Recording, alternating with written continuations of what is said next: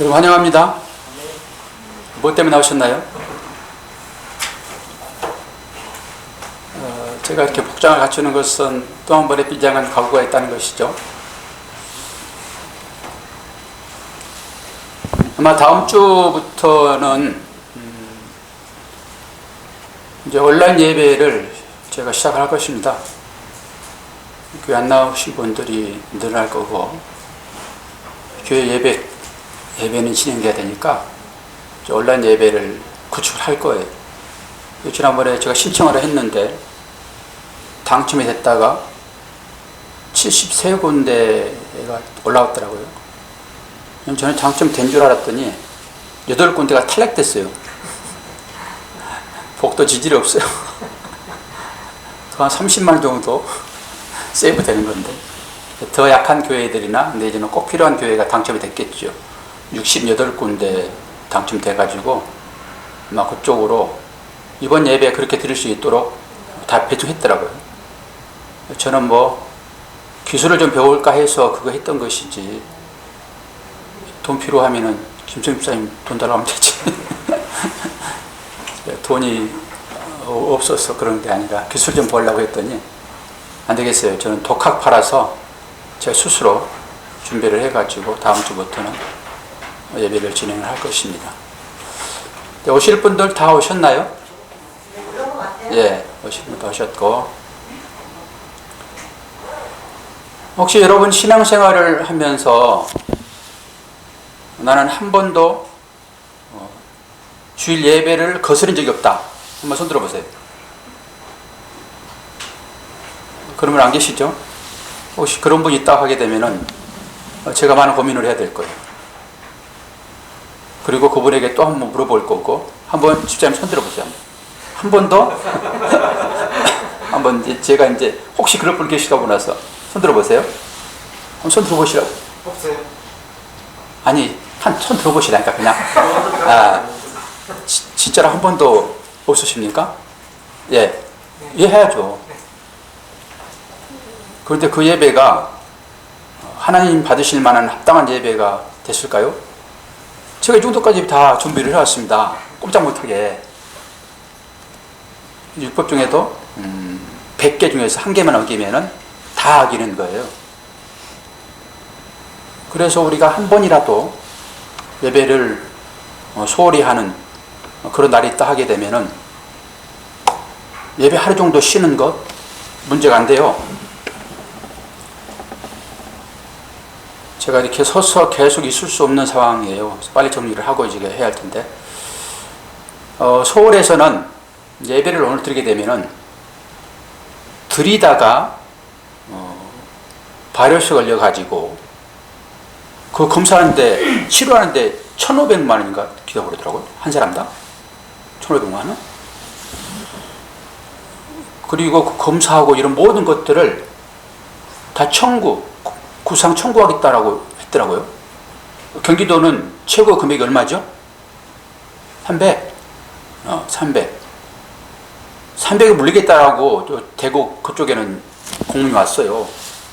그래서 좀 항의를 하고 해가지고 그 문구를 또 제하고 다시 공문이 오고 막 그런 상황인데, 저희 교회도 아침에 또 사모가 준비하고 있는데 또 왔다 갔어요. 못 드리게 하는 거예요. 그런데 이제 다양한 방법으로들 예배를 드리더라고요. 다 2m 떨어지지 않고 5가지 준수하고, 그리고 예배를 고수하는 사람이 있고, 다 그러는데, 만약에 교회라고 하는 것은 여러분이에요. 여러분이 교회인 것이잖아요. 교회는 제일 중요한 것이 예배 공동체죠. 예배를 떠나서는 교회의 존재 의미가 없으니까, 오늘 예배를 강행을 하는데 만약에 성남시에서 300만 원을 요구한다든지 더한 것을 요구하게 되면은 여러분이 교회이니까 여러분 책임을 져야 되거든요. 여러분이 목사한테 책임을 미루면 안 됩니다. 여러분 각자 책임을 지셔야 돼요. 그리고 여러분이 한 사람이 교회인 것이지, 우리 여기 100명 있으니까 뭐 나눠 뿜빠이 하면 되겠지, 이 생각 마세요. 개인이 300만 내야 됩니다. 개인이. 나는 그거 상관없이 성남시에서 300을 예배 드린다고 청구하면은 나 그거 감수하고 예배하겠습니다. 손들어 보세요. 알았어요. 300만 원 알았어요. 이렇게 나오면 이제 제가 곤란해지는데, 그러면 예배를 지금 드리는 그 예배가 하나님이 받으신 예배가 돼야 되겠죠. 그래야 되겠죠. 근데 안 받는다 하게 되면 그 예배 의미가 없거든요. 그럼 헛돈 그냥 나가는 거죠.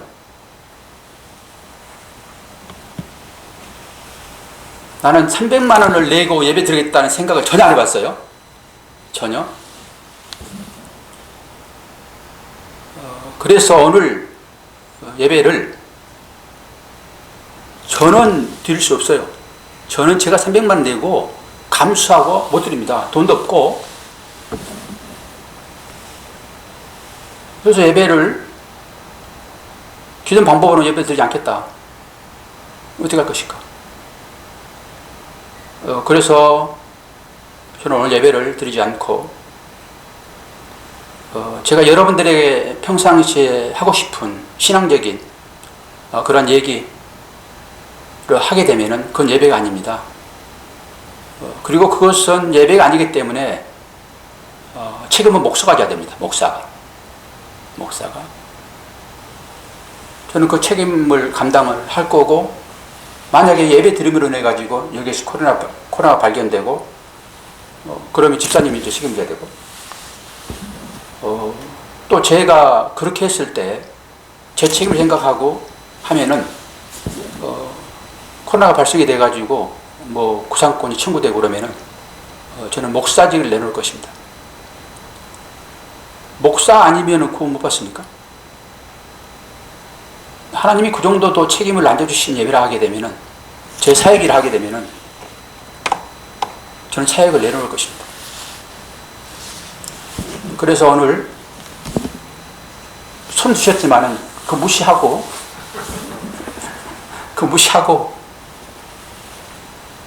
오늘 예배를 안 드릴 것입니다. 예배를 드릴 때 여러분 복장이 중요한 거죠. 제사장이 복장이잖아요. 제사장 성소에 들어갈 때 제사장 옷을 입잖아요. 이 옷은 지성소에 들어갈 때만 입는 옷이죠. 이게 그런 의미가 다 여기 있습니다. 그리고 검정이 복장이라고 하는 것은 죄를 상징하는 거고요. 건방지게 전부 여기다가 줄 넣어가지고, 신학 박사예요. 이게 줄 3개 들어간 것이. 목사가 자기 자랑하려고 전부 이거 넣는 거거든요. 전부 넣습니다. 이렇게. 그건 목사 가운 아니에요. 그 신학 박사 가운입니다. 그건 학교에서 학위 수료할 때 입는 가운이지, 그거 입고 여기 올라오면 안 돼요. 그러니까 깨어있는 목사들은 신학 박사 몇 개 달더라도 그 줄 있는 가운 안 입습니다. 자랑하기에, 성도도 잘 모릅니다. 그 자랑하기 위하여 전부 이거 학교에서나 졸업식하고 이럴 때 그 신학사들이 다 복장이 다른데 그때 입는 복장입니다. 이게. 근데 이게 가운에까지 전부 넣어가지고 그때 신학 박사 학위 받은 그때 옷을 가지고 강대에 올라오는 거예요. 왜 그렇습니까? 권위 때문에 그렇습니다. 성도들의 권위. 성도들이 또 그거 하면은 좋아하거든요. 그러니까 이력서 받을 때도 전부 그거 먼저 보잖아요. 교회도 완전히 세속화됐습니다. 그 의미를 여러분 가지셔야 돼요. 그리고 예배가 얼마나 소중한지, 예배 한번 드리고 안 드리고 이거 뭐 중요합니까? 여러분? 중요하지 않습니다. 그럼에도 불구하고 예배를 고집한 이유가 분명하게 목회자한테 있어요. 지금도 그런 마음을 가지고 오늘 예배 드린 교회들이 꽤 많습니다. 세상과 완전히 대적을 하죠. 저는 예배를 드리지 않기 때문에 굳이 이걸 입을 필요 없어요. 이건 죄를 상징하고 이건 예수 그리스도의 보혈을 상징합니다. 이 의미가 여기에 다 들어있는 거예요. 이미지 가운데. 오늘 예배를 안 드리니까 제가 굳이 이걸 입을 필요가 없습니다. 우리 평상시라고 그러면은 상관없어요.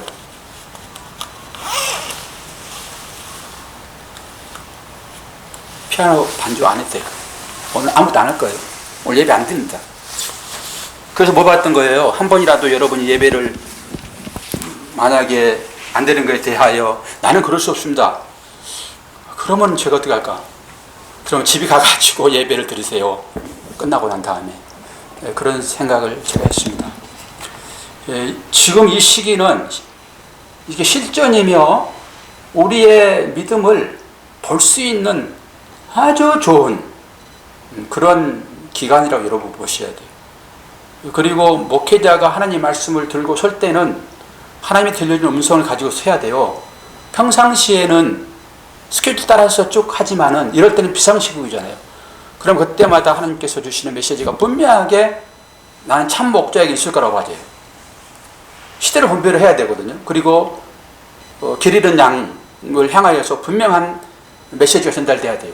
행동하는 것은 각자 몫이라고 하지만은 진정한 리더는 하나님이 받은 바 음성을 들려줘야 돼요. 저는 그런 생각을 갖습니다.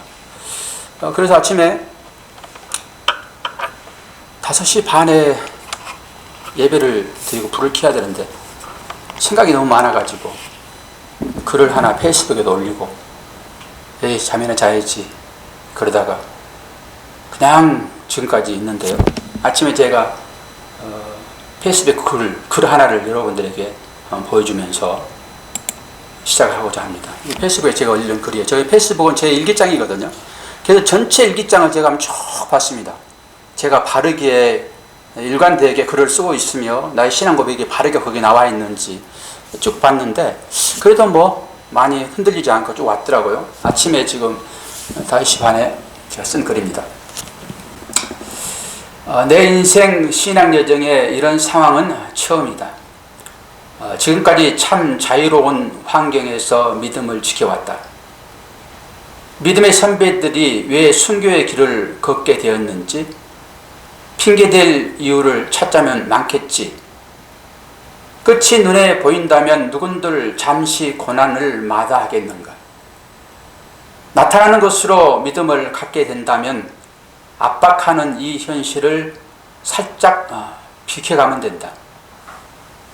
어려울 것 없다. 또 그렇게 한다 하여 문제될 것도 없다. 그런데 말이지 주님은 그렇지 않으셨다. 나는 교회를 인도하는 사명자이다. 자금의 사태는 단순한 일이 아닌 것을 알기에 힘이 든다. 교회의 미래는 아이들에게 있다. 사랑하는 우리 아이들, 옳은 믿음이 무엇인지 가르치려면 아직 갈 길이 먼데 코로나 때문이라는 미명하에 주일학교 예배를 오늘 폐쇄해야 했다. 오늘은 9시에 그들의 낭낭한 목소리와 계단을 오르는 발소리를 듣지 못한다. 교회의 한쪽 문이 닫혀졌다. 내가 결단했다. 책임은 나에게 있다. 주님 앞에 서는 날 물으시겠지. 코로나가 그렇게 무섭더냐? 아니면 그때는 그럴 수밖에 없었지 않았니? 라고. 어찌됐든 마음은 아프기만 하다. 아이들은 쾌재를 부르겠지. 분반 공부 하루만 안 해줘도 탄성을 지르는 아이들이니 나는 오늘 늘어지게 잠이나 자야지. 아내의 콧노래가 자장가로 귓가를 스친다. 이거를 캡처해가지고 옮기는데 통곡을 했습니다.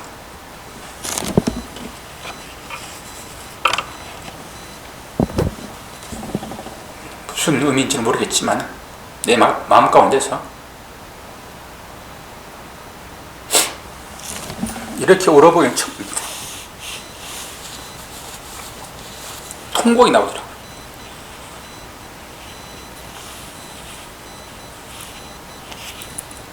저는 그것이 하나님의 마음이라고 봅니다.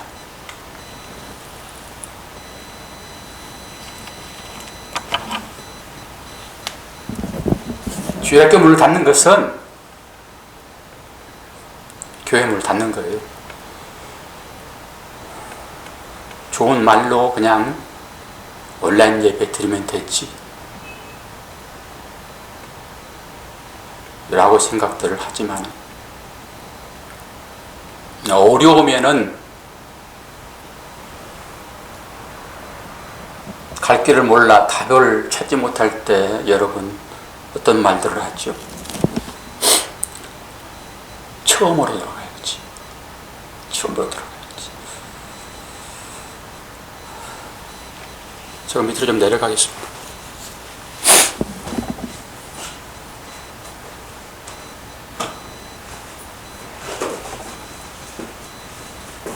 서 있는 것이 많이 힘들어서 쫓기되고, 오늘 예배 아닙니다. 오늘 예배 아니에요.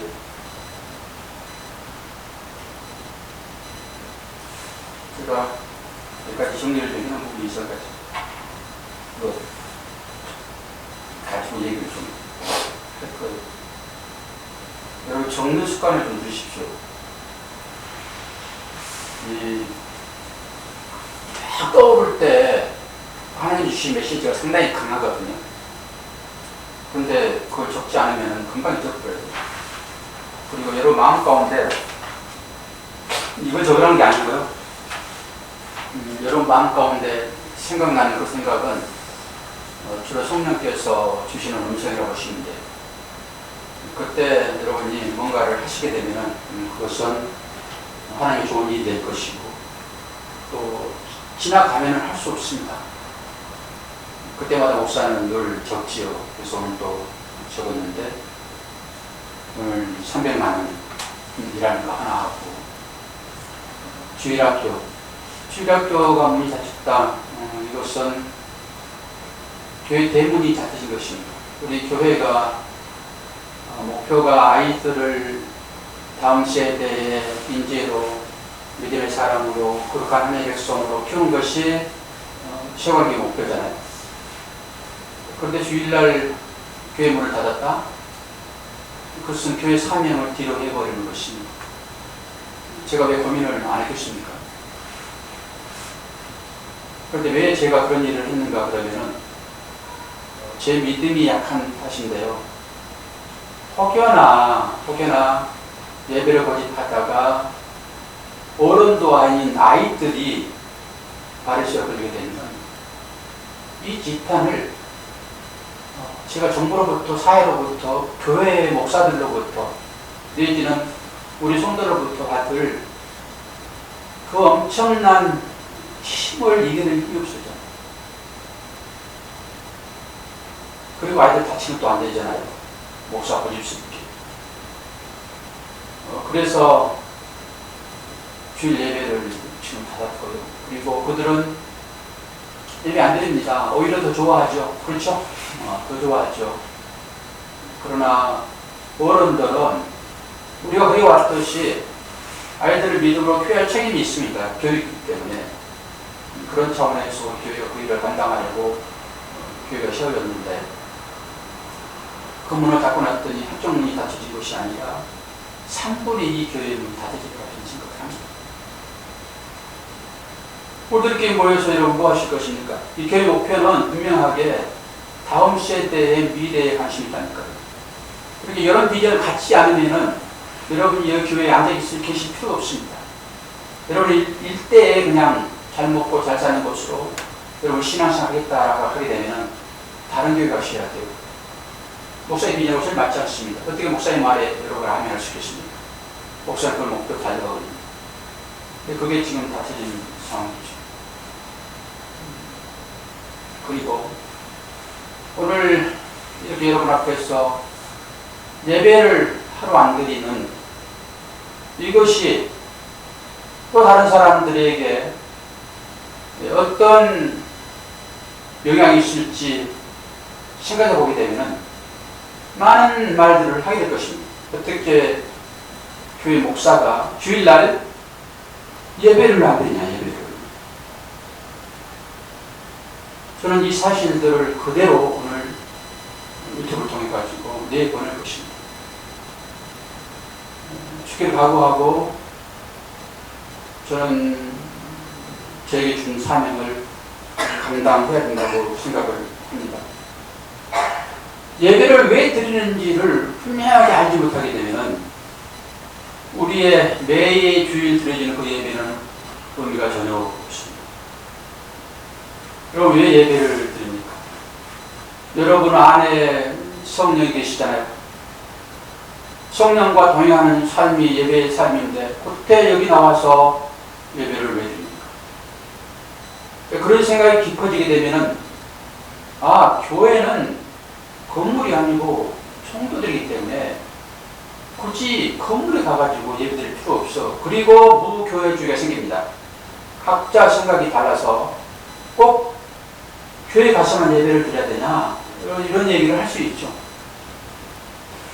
저는 여러분보다 훨씬 더 자유로운 사람입니다. 그렇기 때문에 어디에 계셔서 예배를 드리는지 간에 그것은 하나님이 받으실 만한 예배가 되는 것입니다. 어떻게? 신령과 진정으로 들었을 때요. 근데 우리가 예배를 모여서 드리는 것은 아직까지 믿음이 약하기 때문에 우리는 누군가로부터 영향을 받게 되어 있습니다. 그래서 배우는 측면에서 여러분이 여기 나와서 예배를 드리는 것. 그러니까 그런 자유가 여러분이 있게 된다 하게 되면은 여러분 집에서 예배를 드리셔도 상관은 없습니다. 사도 바울의 말이 생각이 납니다. 사도 바울은 율법에 철저한 사람이었고 자기의 모든 삶을 하나님을 위하여 산다라고 생각하고 예수 믿는 사람들을 잡아서 옥에 가두는 그 사명을 감당한 사람이었습니다. 그런데 진짜 예수를 만나고 나니까 자기가 하고 있는 이 일이 형식적인 것이었더라라고 생각을 합니다. 그리고 그는 모든 것을 배설물로 여겨버리는 삶으로 나아가지 않습니까? 그런 사람이 사도 바울입니다. 당시에 제사에 나오는 그 고기를 먹지 않는 것이 믿는 사람들의 행위였습니다. 율법으로도 그렇게 얘기를 했고요. 사도 바울은 그리스도를 알면서부터는 이 모든 것들이 다 쓸데없는 것이라는 것을 알았습니다. 그리고 때로는 고린도 교회의 성도들도 이 인식이 들어옴으로 인해 가지고, 이건 지식이다, 지식. 이 지식이 들어옴으로 인해 가지고 고기 먹는 것, 술 먹는 것, 율법에 여러 가지 어긋난 것들을 아주 자유롭게 행동을 했습니다. 그럼에도 불구하고 사도 바울은 이것 때문에 나의 형제가 실종한다 하게 되면은 나는 이걸 안 하겠다라고 했습니다. 사도 바울은 정말로 멋진 분이십니다. 우리가 사도 바울처럼의 그런 믿음이 우리한테 있게 된다 하게 되면은 여러분 충분히 그렇게 하셔도 제가 주일날 예배 나오든지 안 나오든지 전혀 신경 쓰지 않겠습니다. 그런데 저와 여러분은 그런 실력이 없습니다. 늘 나오셔서 그때 부어지는 하나님의 말씀을 들으셔야 되고요. 그러면서 한 발짝 한 발짝 사도 바울이 그 완성의 단계에 이르기까지 우리가 가야 할 책임이 있고 연약한 사람들이기 때문에 우리가 나와서 예배를 드릴 것입니다. 이것은 현실인 것이고 언제 어느 순간에 여러분 이런 예배가 못 될지 모릅니다. 여러분 장담하십니까? 자유롭게 예배 드릴 것이라고. 그때 가가지고 골방에 들어가가지고 숨 죽이며 이불을 들이부으면서 찬송하는 저 북한 우리 성도들의 모습이 여러분 안 보이십니까? 그렇게 예배 드리고 싶으십니까? 자유로울 때 여러분 마음껏 주님을 찬양하며 예배를 드리겠습니까? 나는 오늘 드려지는 우리들 예배가 바로 늘 그러한 예배가 된다고 생각을 합니다. 그런 의미로 예배를 고수하는 것이지 고집스럽게 율법에 매여가지고 제가 여러분들을 여기에 나오게 하셔서 예배 드리는 걸 생각하는 게 착각입니다. 오늘은 우리 새로운 새신자 오셔가지고 오늘 꽃 증정하고 사역식을 해서 제가 오늘 다 준비했고 그것 축하하는 의미로 우리가 모임을 갖겠다라고 저는 생각을 하고 이 모임을 그렇게 하는 걸로 여기며 지금 제가 여기에 서 있는 것입니다. 그럼 아침 인간의 계획은 아무 의미 없는 것으로 하나님의 섭리에 따라서 행하시는 그 하나님의 그 마음을 어떻게 하겠습니까? 지켜보는 것이죠. 여러분 이런 분별은 분명하게 필요합니다. 시대를 보는 눈인데요. 제가 예를 들 때는 늘 극단적인 얘기를 들 수밖에 없어요. 여러분 돌려서 얘기하게 되면 알아들으면 제가 돌려서 얘기를 하지요. 근데 잘 못 알아들어요. 그래서 극단적인 예를 들 수밖에 없습니다. 마지막. 그래서 원리적인 얘기를 하고 살면 여러분 알아서 하십시오라고 얘기를 할 수밖에 없는데 지금 시국이 연습이 아니잖아요. 실제 상황이잖아요. 그래서 사회적인 관점을 보게 되면 분명하게 예배를 드리면 안 됩니다. 예배를 드리면 안 되죠. 사회적인 관점을 보게 되면 어떻게 많은 사람이 모여가지고 그렇게 할 수 있습니까? 이건 적대행위다. 법이 없다 하게 되면 벌써 문사당해 주십시오. 그리고 또 하나의 측면은 교회 공동체적 시각이에요. 성전 중심적인 어떤 시각. 성전은 불이 계속 밝혀져야 했습니다. 그것은 곧 예배로 생각이 되는 것이고 그 예배는 지속돼야 돼요. 그럼 교회 문화는 안 되죠. 아니 무슨 온라인 예배를 드리면 되지. 얼마나 그것이 웃긴 얘기가 되는지 제가 한번 보겠습니다. 힘들고 어려울 때 처음으로 들어가자 이런 얘기 하잖아요. 교회에는 초대교회로 들어가자. 예배의 모습이 어디로부터 출발되니까 제사예요. 제사. 제사는 뭐죠? 내 죄를 누군가가 뒤집어 쓰고 죽여서 드리는 게 제사잖아요. 구약 제사 아닙니까? 예배는 거기로부터 출발되어집니다. 그러면은 재물이 있어야 되고 또 죄를 지은 당사자가 있어야 됩니다.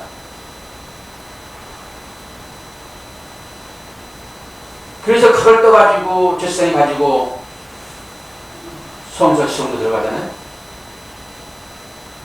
제단 뿔에 부어지고 법궤 위에 그 철피로 쓴 죄에 피가 묻혀져. 이거 제사입니다. 당사자가 없는 짐승만 여기 와 있는 본인은 딴 데 있고 내 좀 대신 좀 죄 좀 들어줘라고 물질만 떡 보내고 자기는 오지도 않고 이것이 예배의 본질입니까? 아니 뭐 시대가 많이 변했으니까 그런 말 누가 못합니까? 시대에 따라서 해야죠. 시대가 진정으로 하나님 받으실 만한 그런 예배로 나오고 있습니까 지금? 거의 인간들의 기호에 맞춰서 예배 드리는 방식으로 예배가 진행되고 있지 진짜 자신을 죽여서 산제사로 하나님께 나아가는 예배가 진정 얼마나 끝나가라고 하는 것입니다. 문제가 생기면 처음으로 가야지 처음으로. 그런 마음으로 거기서 예배 드리면 됩니다. 거기에서 그런 마음으로 과연 그럴까요? 그래서 교회 예배를 고수하는 사람들은 저와 같은 그런 마음일 거라고 저는 생각을 합니다. 물론 율법에 사로잡혀서 그렇게 할 수도 있겠지만은 대부분 많은 목사들이 저는 처음 하나님께 나아가는 제3의 목적을 가지고 힘을 잡아서 제자드리는 그 심정으로 예배를 드린다고 생각을 합니다. 그렇다게 되면은 이렇게 어려울 때 본질을 깊게 한번 생각해 보아야 되지 않겠습니까? 예배 본질. 지금 우리는 파순절을 보내고 있습니다. 그런 차에 이건 정말로 우리들에게 좋은 믿음을 갖게 하는 그런 상황입니다. 그리고 이제 또 하나의 시각, 마지막 시각이 있는데 그건 저는 제3의 시각이라고 보았습니다. 제1의 시각은 사회적인 시각, 제2의 시각은 성경 중심적인 예배의 삶의 시각, 그리고 저는 제3의 시각을 봤습니다. 제1과 제2의 시각 때문에 사람들이 싸웁니다. 네가 옳으니 내가 옳으니. 아니 그것 몇 주 정도 교회 예배 쉰다고 하나님께서 우리를 구원하지 않겠느냐, 또 온라인 통해서 예배 드린다 하여 그것이 예배가 아니냐라고 시각신합니다. 근데 저는 제3의 시각을 봤습니다. 말라기여서 1장 10절 말씀 한번 들어보세요. 한번 크게 한번 읽어볼게요.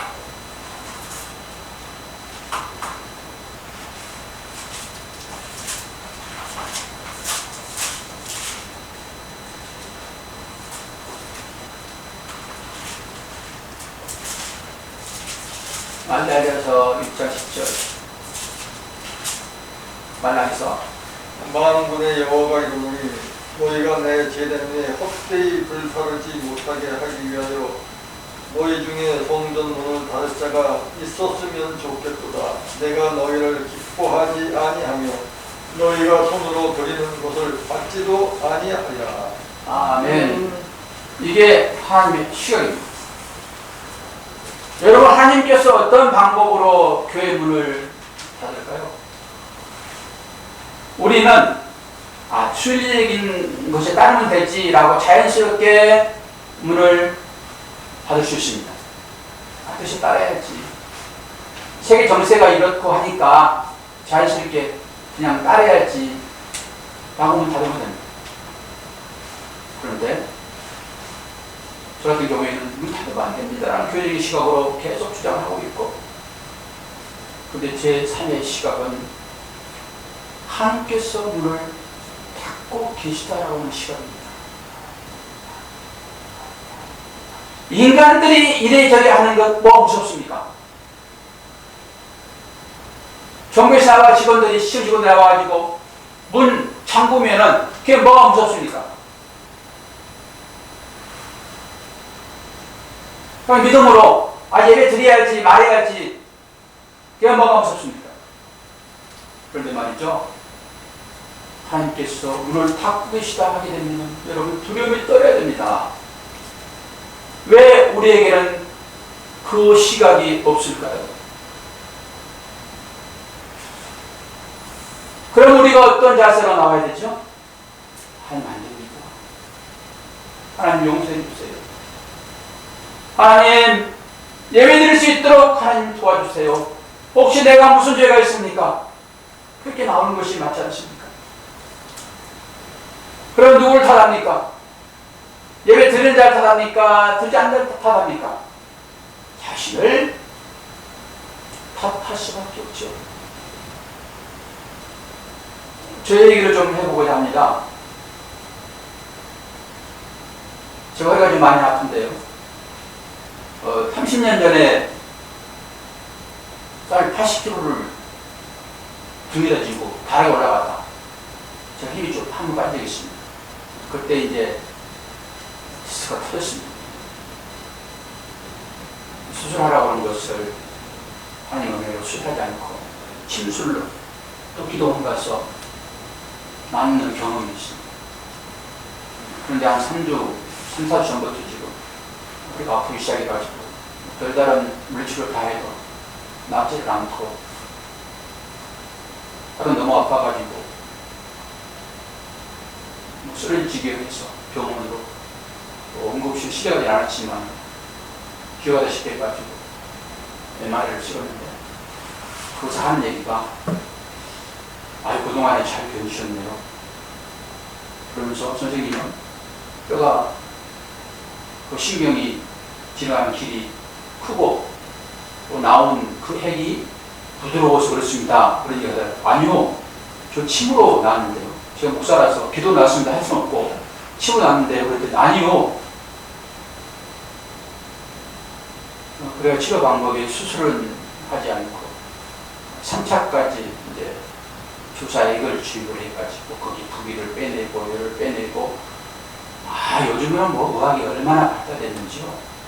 그 침이 들어가는 과정이 실시간으로 보입니다. 그걸 정확하게 바늘을 꺾고 거기에다 주사액을 지우십니다. 많은 걸 배우는데요. 그래도 전혀 차도가 일주일동 없어가지고 오늘 주일날 예배를 드리고 쉬어야 되는데 설 수가 없는 거죠. 그래서 기도하는데 너 지난번에 그 고관절 침 맞았던 그 목사님 계시잖아. 거기한테 한번 연락해봐. 그런 생각이 들어서 연락을 취했더니 뭐라고? 그분이 화요일과 목요일만 운영을 하는데 금요일날 제가 하겠다고 오라고. 그래서 뭐 치료를 받고 우선 다 났습니다. 뛰어가서요. 할렐루야 라고 왔는데 나한테 몰라.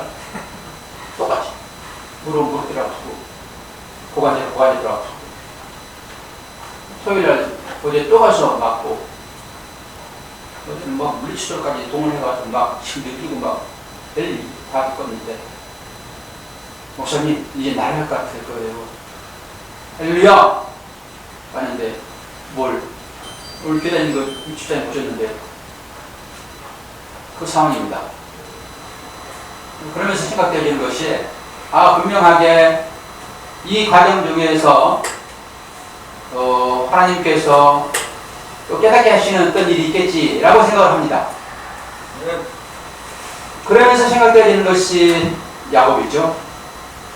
여기에 고관절은 판도뼈입니다. 야곱을 이스라엘 되게 하시는 하나님. 드디어 내가 습관에 젖어가지고 내 욕심으로 목회 사역을 감당했던 이 모습은 100% 야곱이었던 것입니다. 그래서 하나님께서 이스라엘을 만드시려고 이 판도뼈를 가격했겠지라는 그런 것으로 이해를 했습니다. 그러면서 더 큰 하나님이 있겠지, 은혜가 있겠지. 그리고 이제는 내 두 발로 살아서 목회하는 것이 아니라 야곱처럼 축복할 때 지팡이 의지하여 축복했잖아요. 그건 하나님을 의지하는 야곱의 심정으로 새롭게 태어나고자 합니다. 그래서 제가 목사직을 반납하더라도 이제는 새로운 마음으로 목회를 해야지라고 하는 결연한 마음이 이번 기회에 생겼고요. 또 하나, 신천지가 왜 득세하는가를 아침에 생각했는데요. 마태복음 9장 36절 한번 보십시오.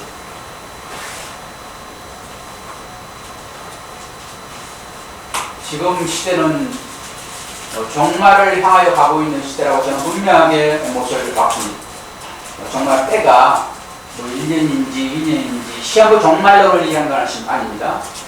근데 분명하게 정말 때를 향하여 가고 있는 여러 증상들을 볼 수 있습니다. 한번 읽어보실래요? 9장 36절, 37절, 38절일까요? 무리를 보시고 불쌍히 여기시니 이는 그들이 목자 없는 양과 같이 고생하며 기진함이라. 이에 제자들에게 이르시되 출사할 것을 많되 일꾼이 적으니 그러므로 출사하는 주인에게 청하여 출사할 일꾼들을 보내주소서 하라 하시니라. 아멘. 마지막 때가 되게 되면은 수수권을 부르십니다.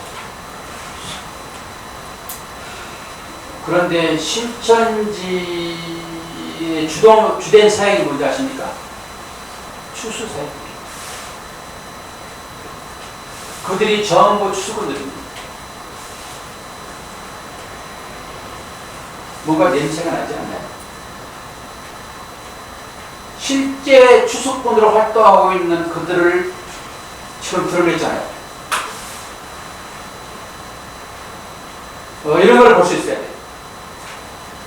단순하게 아예 그런 나쁜 놈들 이렇게 보는 것이 아니라 왜 이 코로나 바이러스를 인해 가지고 그들이 드러났는가? 저는 말씀을 이루어가는 과정 중에 하나이지 않겠는가라고 조심스럽게 생각합니다. 많은 사람들이 목사를 비롯하여 신학자들이 전부 자기 주장에 얽매여 살고 있습니다. 제가 지금 양학과 한방의 치료를 겸하고 있잖아요. 이 양학 즉 의사들은 절대 한방 무시합니다. 자기만이 최고라고 얘기합니다. 그리고 한방 쪽에서는 아니야 그러지 않아. 우리가 최고야. 저를 치료하는 목사님도 목사님 원인이 그게 아니에요. 그리고 계속 보완제를 맞을 필요가 없습니다.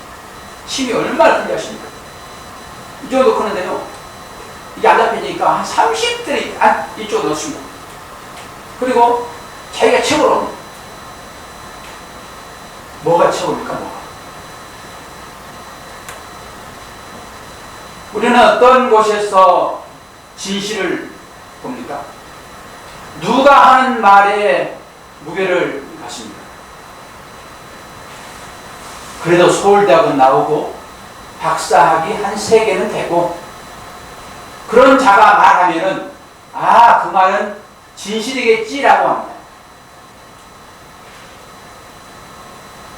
그런데 아무 병이 없고 저 산속에서 그냥 단순하게 치밀어 놓고 그런 사람들의 말은 신뢰를 하지 않습니다. 이 시대가 딱 그렇습니다. 저는 이만희 씨하고 학자들하고 곧장 토론하는데요. 학자들은 제가 가지고 있는 모든 지식을 다 동원해가지고 내가 옳소라고 합니다. 듣는 사람들은 우와 하고 합니다. 저 사람의 말이 맞겠지? 라고 얘기합니다. 그 말이 전부 회복되고 있습니다. 그리고 자기가 만드는 말도 아닙니다. 전부 예전부터 있었던 것들을 골라서 공부해가지고 전부 자기 것처럼 사용한 것입니다. 하나님 말씀과 마찬가지입니다. 이만희 씨가 당신은 구원에 대해서 얘기를 해보시오. 그 종말에 대해서 얘기해 보시오. 당신은 많이 배워야 되겠네. 이만희 씨는 공부한 사람이 아닙니다. 그런데 어떤 확신이 있었습니까? 자기는 봤다라고 했습니다. 봤다. 그런 사이비 종교, 그런 사람도 그렇게 담대하게 자기가 믿는 바를 향하여서 뚜벅뚜벅 걸어나가는데 진리를 갖고 있는 하나님의 성도들이 세상 이거 코로나 하나에 몸둘 바를 모르면서 목숨 그냥 부지하려고 한 것이 과연 믿음이겠습니까? 사회정파 이만희 씨도 담대하게 그렇게 주장하면서 나가는데 우리는 생명을 가진 사람들입니다. 이 코로나 바이러스 때문에 지금 크게 대두지 않고 있는 한 가지가 여러분 있습니다. 메뚜기 떼 출현입니다. 작년 말부터 지금 파키스탄 중동 지역을 넘어가가지고 지금 중국 근처에 왔습니다. 15분간 중국 넘어가면 큰일 나잖아요. 그 메뚜기 때가 사진 찍어놨는데요. 얼마나 크냐 그러면은 여기 손에서 여기까지 이 정도 된다. 이 정도. 우리가 생각할 메뚜기 아닙니다. 여러분. 10억만. 출애굽기 메뚜기 재앙 아시죠? 7번째 재앙. 그 요한계시록에 황충이 나와요. 20절. 정말이 다 왔다고 생각하셔야 돼요. 그러면서 중국에서 중국으로 오면 큰일 나니까 부대를 창설을 하나 했는데요. 무슨 부대일까요? 오리 부대. 오리 10만 마리를 보내려고 준비를 하고 있더라고요. 그러니까 무슨 코미디냐라고 사람들이 얘기도 하기도 하고, 실제로 오리가요, 한번 먹을 때 메뚜기 10마리 먹어요. 10마리. 얼마나 크면 10마리 먹겠어요. 효과는 있으라고 생각을 하지만은, 저는 이런 부분들이 그냥 되어진 일이 아니라고 봐요. 그러나 정말이 언제냐라고 하게 되면은, 이건 시한부 정말을 가면 안 됩니다. 예수님 당시에도 제자들이 자기 시간을 다 갖다 바치면서 공동체 삶을 살았던 것은 예수님의 재림이 금방 올 것이라는 생각이기 때문에 그렇습니다. 아마 우리도 그렇죠. 그렇게 유혹해가지고 지금도 신앙 공동체를 갖고 있잖아요. 신앙청 같은 거. 그것이 전부 시한부 정말론입니다. 여러분, 한 이틀 있다 정말 온다 생각해 보십시오. 한 일주일 있다, 아니 한 달 있다. 그럼 준비를 하지 않겠습니까? 이게 시한부 정말론입니다. 그런데 벌써 정말 시작했다고. 예수님 재림을 기다렸던 초대교회의 그 제자들 전부 그런 사람들이다. 그때 떠난 게 지금 2000년 됐습니다. 2000년. 그러니까 정말로는요, 여러분 생각을 잘 하셔야 돼요.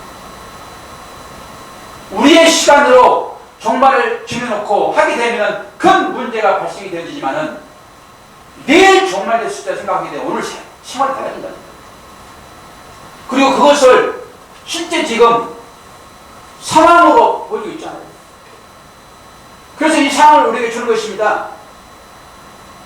그럼 이때 우리들이 하나님의 사인을 볼 수 있어야 되고 믿음을 바로 세우셔야 돼요.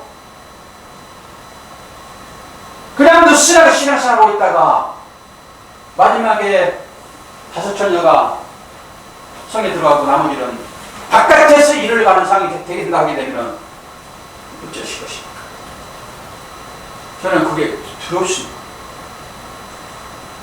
여러분은 저에게 맡겨진 하나님의 백성들이에요. 그래서 제가 여러분들에게 길을 지시하라면 저는 분명하게 책망을 받을 것입니다. 뭐 다른 데 가가지고 신앙생활하고 공동체로 여기에 모여가지고 나 목사님 좋으니까 뭐 사모님 좋으니까 나 김사님 뭐 박집사님 권사님 좋으니까 신앙생활을 한다고요? 그러면 100% 넘어지게 됐습니다. 하나님은 모든 사역자들을 바르게 산 사역자들은 마지막에 전부 다 유명무실하게 해서 폐기촉을 하고 그 교육받은 그 사람들 말씀만 바르게 세워서 그들을 구원하실 것입니다. 그런데 개인적인 그런 관계로 여러분 신앙생활이 되면은 누구든지 죄를 범할 수 있기 때문에 여러분 실망하고 낙망할 것입니다. 그러면 또 누구를 찾아가서 여러분 신앙생활 하겠습니다. 제가 전하는 말이 여러분들을 살린다라고 생각을 하고 여러분들 그 말씀을 듣고 신앙생활 가셔야 돼요. 그러지 않고 나는 이 공동체가 분위기 좋으니까 여기 나와서 그냥 뭐 시간 때워야지. 잠깐만. 종말 때 여러분 답을 가지고 있어야 돼요. 답을 가지고 있어요. 그러지 않고 대충 시대가 이러니까 우리 뭐 시대 맞춰서 살다가 그냥 좋은 게 좋은 거라고 그러면서 산다고 주님 부르시면 가지. 누가 주님 부르십니까? 하나님은 자녀를 마지막에 불러연단하여 구원하겠다고 분명히 말씀하고 있고, 우리가 배우는 이 히브리서가 바로 그 얘기를 지금 하고 있잖아요. 오늘 우리의 삶이 어떤 것인지를 지금 설교를 해야 되는데 급하게 이런 상황이 돼가지고 오늘 예배를 폐하면서 제가 기존적으로 가지고 있는 생각을 여러분들에게 전하는 것입니다. 이것은 여러분 예배가 아닙니다. 정식을 꼭 같이 해야 됩니다. 여러분 안에 하나님이 계십니다.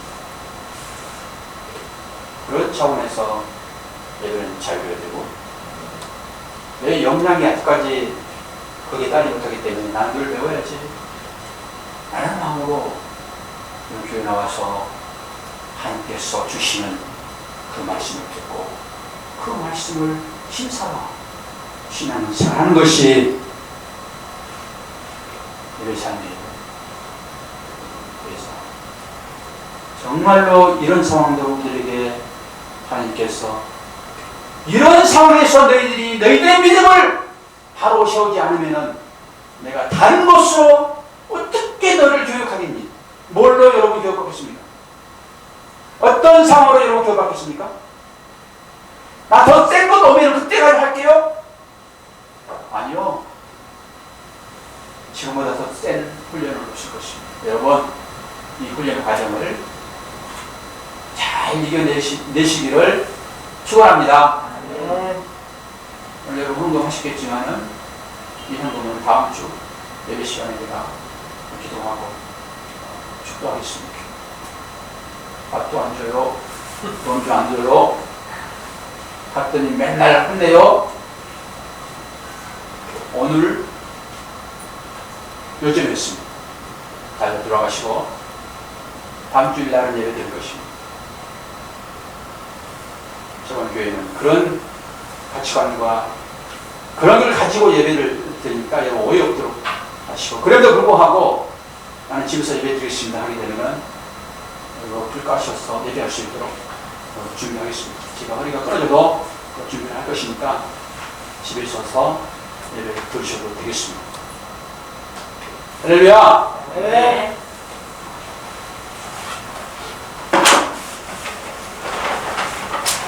꽃이 안 시켜야